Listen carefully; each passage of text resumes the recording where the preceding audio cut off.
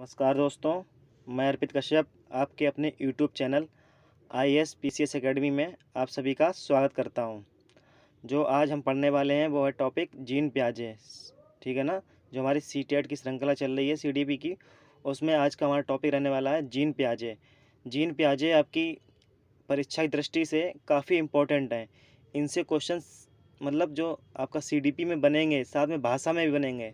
ठीक है ना, हिंदी में बन जाएंगे और ईवीएस में भी बनेंगे। तो ये काफ़ी इम्पोर्टेंट टॉपिक होने वाला है, तो आप लोग ध्यान से पढ़िएगा। जीन प्याजे ने कौन सा सिद्धांत दिया है? संज्ञानात्मक विकास का सिद्धांत। कौन सा? संज्ञानात्मक विकास का सिद्धांत।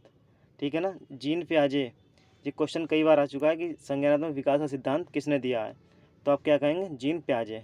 ठीक है। और जीन प्याजे की जो सिद्धांत है उसकी कुछ शब्दावली जो कई बार पूछी जा चुकी हैं, तो हम सबसे पहले इनको समझेंगे। ठीक है। तो पहला शब्द है संक्रिया। क्या है? संक्रिया। किसी वस्तु को बिगाड़ कर या तोड़ फोड़ कर पहले जैसा करने की कोशिश। ठीक है ना। जैसे वो हम लोग खेलते हैं ना पजल, जो बच्चों के लिए पजल वाला गेम आता है, उसमें क्या करते हैं बच्चे? बनाते हैं, तोड़ते हैं, बार बार बनाते हैं, तोड़ते हैं, तो वही क्या है? संक्रिया मतलब ऑपरेशन। ठीक है। वस्तु, वस्तु स्थायित्व। ठीक। नेक्स्ट क्या है? वस्तु स्थायित्व। तो वस्तु स्थायित्व में क्या है? किसी चीज़ की वस्तु मतलब वो बच्चों के दिमाग में बस बस जाना। जैसे उसने एक बार गेंद देख ली, तो अब वो उसके बाद से गेंद हटा भी दो आप सामने से, तो फिर भी वो मांग करेगा गेंद दे दो, गेंद दे दो, मतलब उसके दिमाग में वस्तु स्थायी बन गई है। ठीक है ना। वही क्या है? वस्तु स्थायित्व। नेक्स्ट है मूल प्रत्यात्मक व्यवहार। मूल प्रत्यात्मक व्यवहार है जन्मजात व्यवहार जो किसी भी अधिगम का परिणाम नहीं है। ठीक है ना।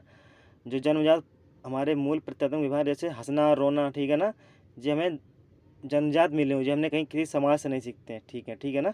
तो ये क्या है? हमारे मूल प्रत्यात्मक व्यवहार। ठीक। नेक्स्ट है जीववाद। ठीक है। जीववाद, बच्चों को यह भ्रम हो जाता है कि उनके पास आसपास की जो वस्तुएं हैं, खेल खिलौने, वो सब क्या है? जीवित। ठीक है ना। जैसे वो डॉल देखते, गुड़िया देखते हैं ना, तो उन्हें क्या लगता है? जीव, मतलब इसमें हमारे जैसे हैं, बिल्कुल बोलने हंसने खेलने वाले। ठीक है ना। तो मतलब जीववाद उनके अंदर भर जाता है। ठीक है ना। नेक्स्ट,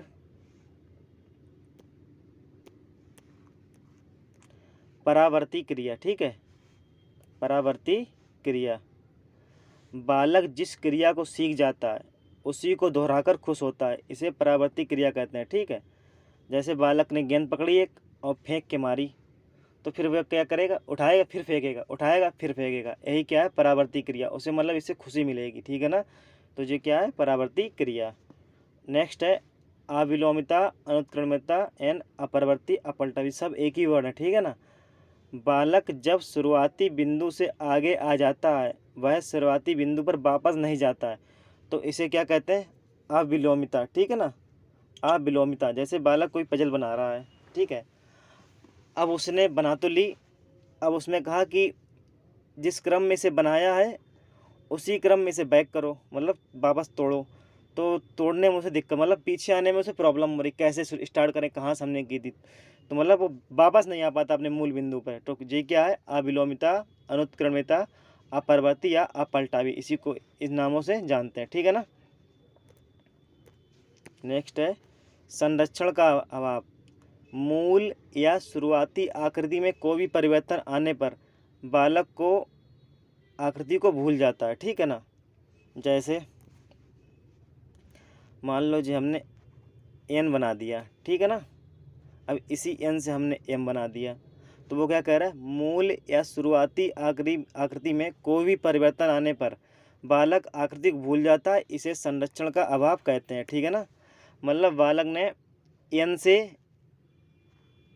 एम बना दिया यहाँ तक, ठीक है, अब वो वापस एन बनाने में भूल गया आकृति। ठीक है ना। तो यही क्या है? संरक्षण का अभाव।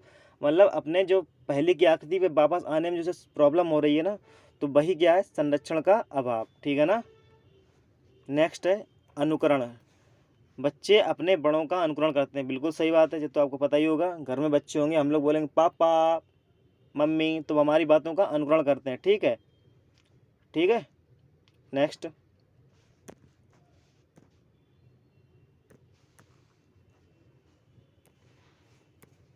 नेक्स्ट है अहम केंद्रता। बच्चे स्वभाव से स्वार्थी होते हैं। ठीक है ना।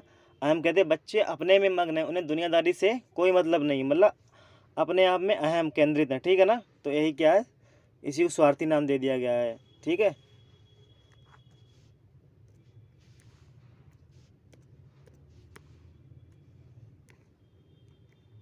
नेक्स्ट है गणितीय संक्रिया।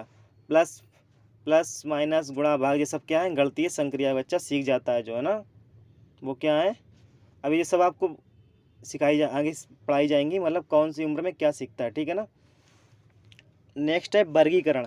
क्या है, वर्गीकरण। समान वस्तु का एक ही समूह बनाना जो किसी वस्तु से अलग है, वर्गीकरण, समझ गए ना।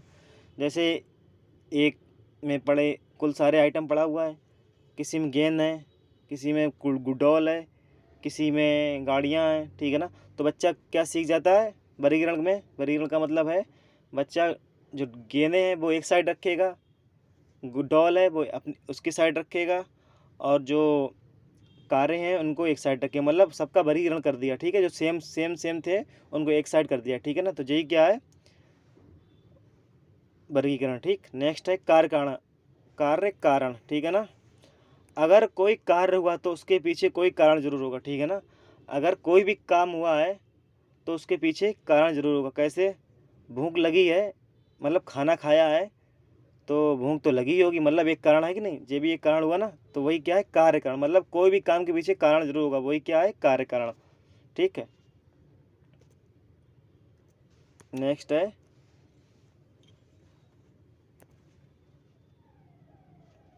है स्कीमा। इसी को क्या बोलते हैं, स्कीमा सिंगुलर है, स्टीमेटा प्लूरल।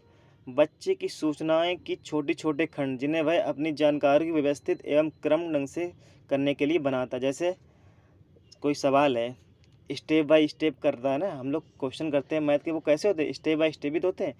तो बच्चे उसका पहले छोटा छोटा स्कीमा बनाता है, पहले स्टेप पे जे हुआ, दूसरी स्टेप पे जे हुआ, तो ऐसे ही लास्ट में हम उस समस्या को सॉल्व कर देते हैं। तो वही क्या है, स्कीमा, ठीक है। बच्चे की सूचनाओं की छोटे छोटे खंड, जो उसकी सूचनाएं हैं उसके छोटे छोटे खंड, चाहे जैसे ऐसे कह सकते हैं, जैसे बच्चे ने कुत्ता देखा, कुत्ता उसके पीछे भागा, कुत्ता भौंका तो उसके पीछे वो भागा।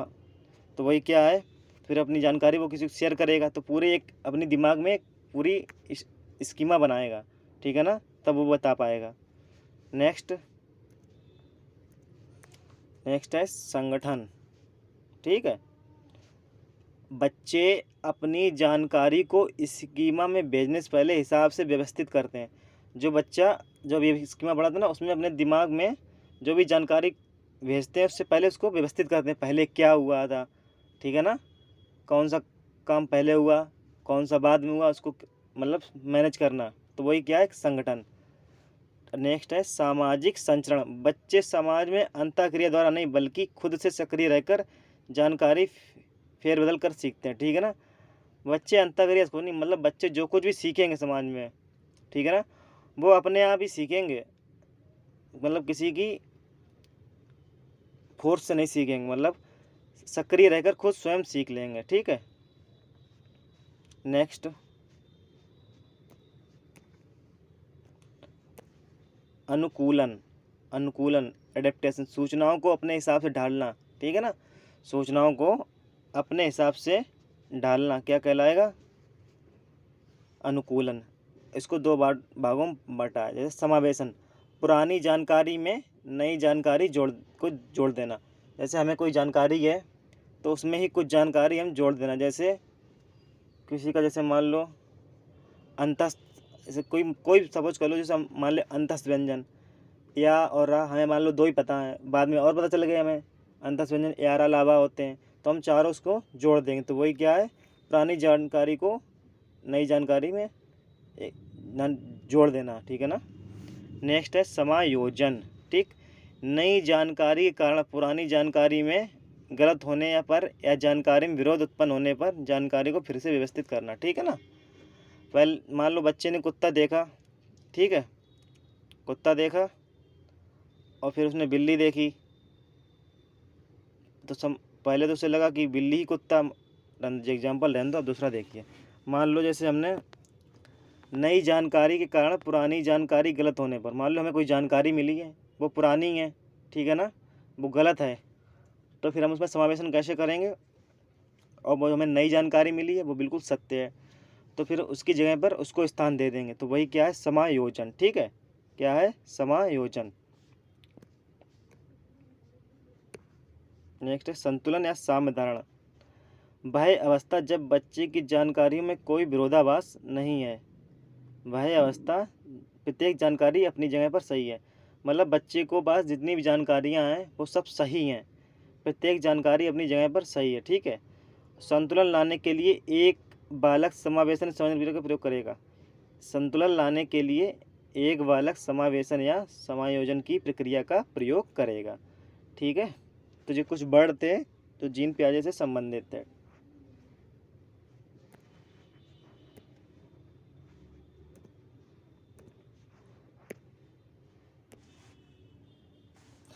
अब हम लोग पढ़ेंगे जीन पियाजे की विकास की अवस्थाएं। ठीक है ना, कौन सी हैं, 4 अवस्थाएं। जीन पियाजे की कितनी अवस्थाएं दी इन्होंने, 4 अवस्थाएं। पहली है संवेदी पेशी इंद्रिय गामक या इंद्रिय जनित अवस्था। बहुत क्वेश्चन आता है, बहुत। ठीक है ना, इंद्रिय पहली अवस्था कौन सी है, ध्यान रखना आप लोग, इंद्रिय गामक या इंद्रिय जनित अवस्था या संवेदी पेशी। इंग्लिश में क्या कहते हैं, सेंसरी मोटर स्टेज। इसकी क्या है, 0 से 2 बताइए। ठीक है ना, नेक्स्ट क्या है, नेक्स्ट है पूर्व प्राक संक्रियात्मक अवस्था। ठीक है, पूर्व प्राक संक्रियात्मक अवस्था, ये कहाँ से है, 2 से 7, प्री ऑपरेशनल स्टेज। ठीक है, अगली है मूर्त या ठोस संक्रियात्मक अवस्था। ठीक, मूर्त या ठोस संक्रियात्मक अवस्था कहाँ से है, 7 से 11, 7 से 11। अगली है अमूर्त या औपचारिक, इसको अमूर्त भी कहेंगे, या औपचारिक संक्रियात्मक अवस्था, 11 से 15। ठीक है, क्या है, 11 से 15। जे लोग आप लोग नोट करिए, जे 4 स्टेज दी, इन्हीं से क्वेश्चन बन जाता है, हर बार एक क्वेश्चन बन जाता है। ठीक है ना, ये काफ़ी इंपॉर्टेंट होने वाली हैं आपके लिए। और हम पढ़ेंगे इनकी स्टेजों के लक्षण। पहली क्या थी, संवेदी पेशी अवस्था, 0 से 2, 0 से 2। इस अवस्था में निम्न गुण पाए जाते हैं। ठीक है, वस्तु स्थायित्व। ठीक है ना, कौन कौन सब समझा चुके पीछे आपको। ठीक है ना, वस्तु स्थायित्व क्या होता है, तो बस क्वेश्चन आएगा ऐसे कि वस्तु स्थायित्व कौन सी अवस्था में बनता है, तो आप क्या कहेंगे, संवेदी पेशी अवस्था, जो कि 0 से 2 वर्ष। ठीक है, इसी में क्या होती है, परावर्ती क्रिया। ठीक है, मानसिक निरूपण इसी में होगा, अनुकरण इसी में होगा, मूल प्रत्यात्मक व्यवहार इसी में होगा। ठीक है, स्मृति एवं इंद्रिय गामक द्वारा लिखना। ठीक है ना, मतलब सीखना। ठीक है ना, क्या है, इंद्रियों स्मृति एवं गामक, मतलब हम लोग कुछ नहीं करते, हमारी इंद्रियां ही काम करती हैं 0 से 2 वर्ष में। ठीक है, तो ये प्रतिनिधि नाटक। ठीक है, बच्चा रोने का नाटक करता है। ठीक है, लक्ष्य उद्दिष्ट व्यवहार, कोई लक्ष्य नहीं होता बच्चे का। ठीक है ना, उद्दिष्ट उस लक्ष्य उद्दिष्ट व्यवहार ही करता है। नेक्स्ट, पूर्व प्राक संक्रियात्मक अवस्था। ठीक है, क्या है, पूर्व प्राक संक्रियात्मक अवस्था कहाँ से, 2 से 7। ठीक, 2 से 7, 2 से 7। इसमें क्या है, अविलोमिता। ठीक है ना, संरक्षण का अभाव, केंद्रीकरण, मतलब एक ही जगह पे उसका फोकस रहेगा, दिमाग उसका भटकेगा नहीं, मतलब वह और विचार फैला नहीं पाएगा अपने। ठीक है ना, जीववाद, अहम मान्यताएं, दूसरों के दृष्टिकोण को ना समझ पाना। ठीक है, वो अपने आप को ही सर्वोपरि समझेगा, दूसरों के दृष्टिकोण को समझेगा नहीं, दूसरों की बातें उसे बुरी लगती हैं। गिनती, वर्णमाला, क्रम आदि की शुरुआत। ठीक है ना, गिनती, वर्णमाला, क्रम आदि की शुरुआत हो जाती है। संकेत समझना। ठीक है, संकेत समझने लगता है।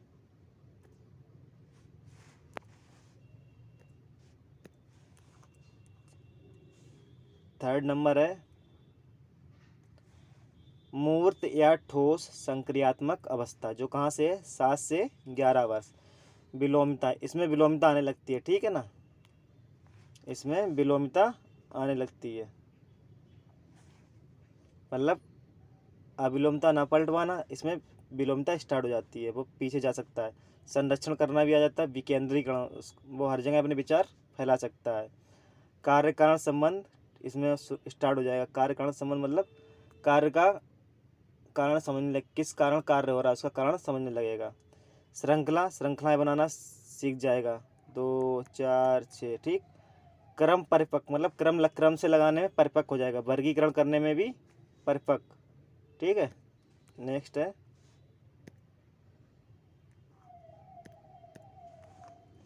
तार्किक चिंतन की शुरुआत। अब वो तर्क करने लगेगा, ठीक है ना, क्यों कैसे ये सब उसके मन में प्रश्न आने लगेंगे। ठीक है, गणितीय संक्रियाँ वो तो बताई चुकी, गणितीय संक्रिया स्टार्ट हो जाएंगी, प्लस माइनस गुणा भाग सब आने लगेगा। आकार आदि की समझ, जो आकार है उसका जैसे शेप समझने लगेगा, ट्रायंगल, स्क्वायर, रेक्टेंगल, ठीक है ना, आकार आदि की समझ। नेक्स्ट है अमूर्त या औपचारिक संक्रियात्मक अवस्था 11 से 15। ठीक, 11 से 15 क्या होगा? अमूर्त चिंतन, जो चीज़ उसके सामने नहीं है उसके बारे में भी वो कल्पना करने लगेगा। ठीक है ना, क्यों कैसे हुआ, जो कैसे मतलब उसके मन में क्वेश्चन आने लगेंगे। अपसारी चिंतन यही होता है एक तरीके से पूरा फैलाव। ठीक है ना, तार्किक चिंतन परिपक्व, वहाँ देखो इससे पहली वाली में क्या था, तार्किक चिंतन स्टार्ट हो गया था। ठीक है, इसमें परिपक्व हो जाएगा, क्या हो जाएगा, ऐसे ही क्वेश्चन पूछेगा, ऐसे ही आप कंफ्यूज हो जाएंगे। पूछेगा तार्किक चिंतन में परिपक्वता कब आती, तो आप क्या कहोगे, अमूर्त या औपचारिक संक्रियात्मक अवस्था, जो कि 11 से 15 वर्ष है। ठीक है ना, तो इनकी 4 अवस्थाएं समाप्त होती हैं।